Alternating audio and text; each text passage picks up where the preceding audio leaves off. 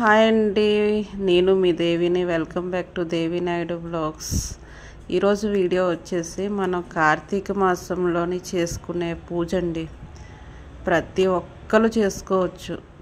మనం వీటికి ఎన్నో ఆర్భాటాలు అయితే ఏమి దేవుడైతే అడగడండి. మనం సింపుల్గా మనం ఇంట్లో కొద్దిపాటి సామాగ్రితోనే ఈ పూజ ఎంతో నిష్ఠగా చేసుకోవచ్చండి.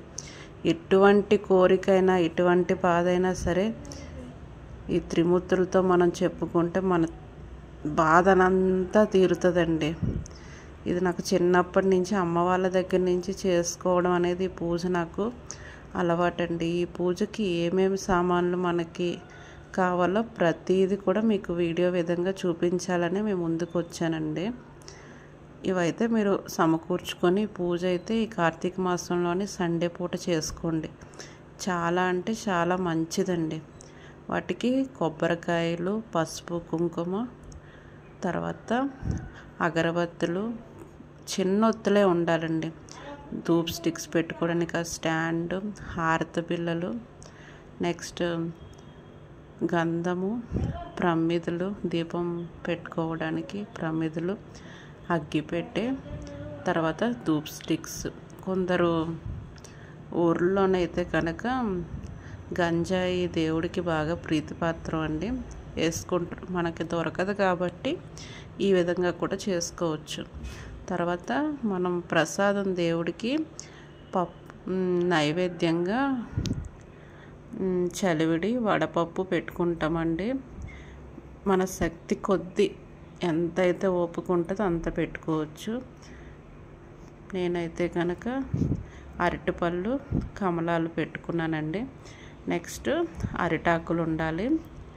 మనకి కలశాలు పెట్టుకోవడానికి 9 చెంబులు ఉండాలి. వాటితో పాటు వినాయకుడికి కూడా ఒక కలశం అనేది పెడతామండి. మనం ఏ పూజ చేసినా వినాయకుడు మనకి ముఖ్యం కదా, అందుకు వాటికి ఇంకా పువ్వులు, దీపం నూనె, తర్వాత త్రిమూర్తుల వారి ఫోటో చాలా ముఖ్యమండి.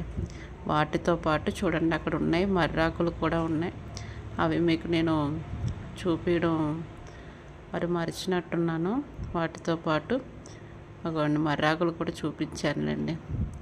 తర్వాత తమలపాకులు, అరటిపళ్ళు, అన్నిటికన్నా మనము మర్చిపోయాము. పూజ అవ్వడానికి చదవడానికైతే త్రినాద వ్రత కల్పము బుక్ అనేది మనకి ఎక్కడైనా దొరుకుతుందండి. ఈ బుక్ కూడా తెచ్చి పెట్టుకోండి. నేనైతే ప్రతి ఇయర్ ఈ పూజ అయితే చేసుకుంటానండి. కొందరు 3 మేళాలు పెడతారు, కొందరు 5 మేళాలు పెడతారు, కొందరు 7 మేళాలు పెడతారు. మన శక్తి కొద్దీ చేసుకోవచ్చు ఈ పూజ. తర్వాత కలశం పెట్టుకోవడానికి చెంబులకైతే నీట్గా గంధం రాసి బొట్టు పెట్టుకోవాలండి. అన్ని చెంబుల్లోని పసుపు, కుంకుమ, అక్షంతలు వేసి బియ్యమైనా నిండుగా తీసుకోవచ్చు, లేకపోతే వాటర్ అయినా తీసుకొని కలశాలు ఆ విధంగా అమర్చుకోవాలండి. ఒక్కొక్క దేవుడికి 3 కలశాలు చొప్పున పెట్టుకోవాలి ఆ విధంగాను. తర్వాత మన వినాయకుడికి కూడా పెట్టుకోవాలని చూపిస్తాను. తర్వాత తాంబూలం పెట్టాలి దేవుడికి. ఆకు, ఒక్క, అరటిపళ్ళు ఇలా మనం ఏదో ఎక్కువ ఆర్భాటం ఏం చేయనవసరం లేదండి. నేను చెప్తున్నాను కదా, మీరు ఒకటి సంకల్పించుకొని పూజ చేయండి. అది నెరవేరకపోతే అప్పుడు నన్ను అడగండి. చిన్నప్పటి నుంచి అండి నాకు ఎంత కుదిరితే అంత వినాయకుడికి కూడా చూడండి పెట్టుకున్నాను. మన శక్తి కొద్దీ ఎంతైతే కుదురుతుందో అంత దేవుడికి మనస్ఫూర్తిగా నిష్ఠగా అయితే మీరు పూజ చేయండి.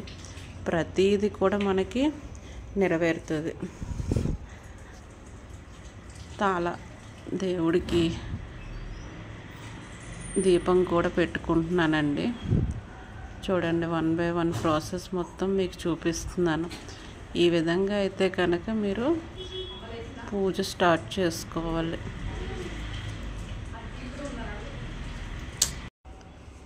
ఈ విధంగా ఇంట్లో పూజ అయితే మనం ఆల్రెడీ అన్ని సామాన్లు సమకూర్చుకున్నాం కాబట్టి ఆ విధంగా పూర్తి చేసుకొని కథ మొత్తం విన్నామండి. మా హస్బెండ్ చదువుతూ ఉంటే మీరు కూడా ఈ విధంగా పూజ అనేది చేసుకుంటారని భావిస్తున్నాను. నా వీడియో కనుక మీకు నచ్చితే ఒక లైక్ అయితే చేయండి. ఓకేనండి, అందరికీ థ్యాంక్ యూ మరి.